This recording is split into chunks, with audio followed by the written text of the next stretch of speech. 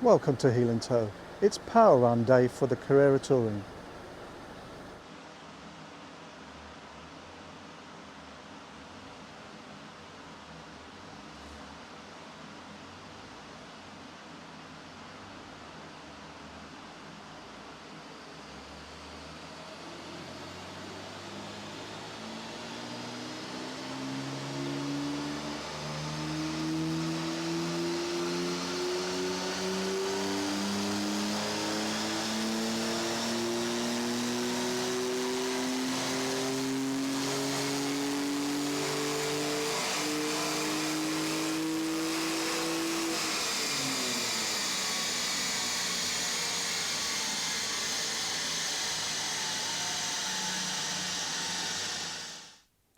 Hi guys, so I thought I'd give you some feedback from the rolling road that we had with the Carrera Touring, and some explanation as to why we chose that particular rolling road. So we looked at different rolling roads, but we went for a MAHA one because that's supposed to be the most accurate, and it's the one that manufacturers tend to use.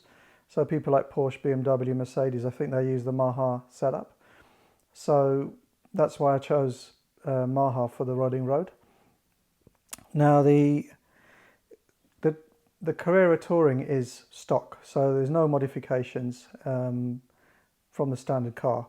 And I just wanted to see what the power output was and the torque output, just as a base, and to see if it required some tuning or modification. So I was quite pleased with the output, which came out at the brake horsepower came out around 380 brake, which is about 10 above quoted figures.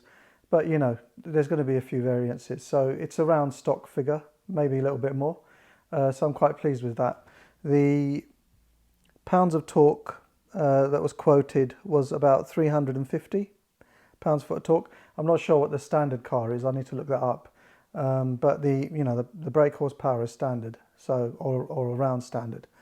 And what it appeared to be when we were running on the rolling road, one of the chaps there is an ECU tuner, and he thinks that the the ECU is actually holding it back, especially on the base model, and Carrera T is similar to the base model.